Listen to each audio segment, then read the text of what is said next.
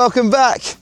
Video number, I haven't got a clue now, I've lost myself. But now we're talking about the third carving maneuver of the video, and that is going to be the downwind 360. Now, why would I want to do a downwind 360? It doesn't really make any sense because you end up going downwind, that sucks a little bit, and doing a 360 and still pointing in the same direction. I'll tell you why, because it's bloody cool. It looks cool. No, but also it's actually a really good one to learn to start to really carve the board, and the better you get and the more you progress, you can find that you can carve a board like you can do on a bottom turn of a wave. Okay, so that's why we're teaching it, and that's why we believe it's a good one.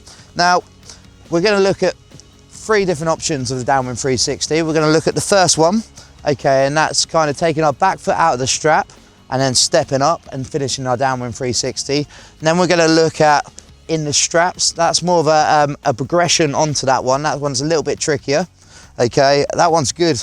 If you can get your downwind 360s in the straps, that's like doing a bottom turn on a wave. You really start to learn to use your knees and really use the rail a bit more to carve. And then we're gonna go a bit of style at the end and just chuck one-handed into both of them. Okay, personally I learned the one I'm gonna teach you first with the feet first, and then as I got better, I then learned one into the straps. Right, so if we have a quick look at what we do with our feet. Now, preparation again is exactly the same as the calf jibe, as the duck jibe. We have a good look around, backhand goes down the boom, we unhook, keep that power and that speed in the sail, and then we go. The only thing I'd say we do different with our feet, and this is the only time you ever do this, okay, and that's to take that back foot out of the foot strap, okay, and what we're gonna do, and we're gonna put them pretty much in line with each other up near the other foot strap. Okay, so that back foot comes out of the foot strap, it's going to go there. The reason why we do that is so when I step forward, it's easier to step forward. Now, the problem that some people have when they're in normal carving position, definitely if you've got smaller legs, I'm pretty tall and lanky, so I'm quite wide. But what I found teaching ladies, for example, because they're a little bit smaller than me, is they found that's a big step up and they normally fell off the back. So what I found, by moving your front foot a little bit further forward, it was much easier to finish off the end of the downwind 360, the maneuver that we're aiming to do. Okay, so that's the only thing I'd change different on my preparation for the downwind 360. Now, remember what you're doing. Yes, it says it in the name. You're going downwind and you're doing a 360. So at the moment I'm sailing, I'm heading towards TWS Windsurf School in Tenerife in the bay, and by the time I finish, believe it or not, I'm gonna still be facing that way. But I know it in my head, so I'm gonna carve down, I know I'm going downwind, I'm gonna go all the way around, whoop, step, and finish off in the same direction. Okay, so it's very important with any maneuver that you know exactly what's going on in this thing. Cool, so let's get this gorgeous looking sail up, out of the grass, out of the water. Oh, it's so light, wow, should buy one.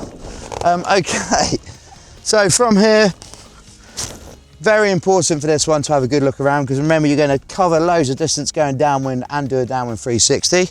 Also have a look around, see if there's any photographers. It's always good to get that action shot. This is a good one, good Kodak moment. If you get the sail in the right position, that makes that perfect lay down photo. So we've done our preparation, we're all ready to rumble. Speed is the key, speed, speed, speed, speed, speed. The faster we're going, the more momentum we will have, and the quicker we can do the turn. Okay, so from here, my backhand's down the boom. As I start like a normal carve jibe, I start to bend my knees like a normal carving position. Now what we're aiming to do is to get the sail towards the back and a lot lower. So if I look at the back of the boom or the end of the mast, you can see how much lower the sail goes by just looking at the back of the boom. I recommend just looking at the back of the boom, because in a minute when I'm ready to step, okay, the key thing is to keep an eye on what happens to the back of the boom. Now, when do I step? That all depends on how much speed you're going into it. So normally stepping, I normally step when the board's coming off the plane. So, you know, if you go into it a lot faster, you're gonna find that you're stepping a lot later. If you go into it a lot slower, you're gonna have to step up nice and early. So from here, carving, boom, laying down the law, looking at the back of the boom. Now the board starts to come off the plane. When I step, my front foot comes out of the foot strap and it's gonna step up in front of the mast. Okay, a classic mistake, what people do when they step up is as they step up, they bring the sail forward. Now I'm in that back-winded position, all that's gonna do is bear me away and throw me out the front door. So instead of that, what I'm gonna do is as I step forward, my backhand's gonna slide up, my backhand towards the harness line, and I'm even gonna encourage my front hand to come up forward too. So I step, backhand comes up, I step up, and if I need to, my front hand can step too. Now from here, we need to be patient and wait. What I'm trying to do is wait until the nose of my board is through the eye of the wind. So I just hold this position, keep an eye on the end of the boom. So I said earlier, look at the end of the boom. If I look at the end of the boom, it's touching the water. I want to keep it there at all times until I'm ready to sail away. And what that does is put pressure on the back of the board, and slowly we come round into wind. And then from here, when I know I can make the eye of the wind, so that's where you are now, I push my backhand, that will bring the back of the board under my bum. And then from there, I'm ready to then extend my front arm, sheet in, and scissor that board round for the finishing of the Downwind 360. Easy.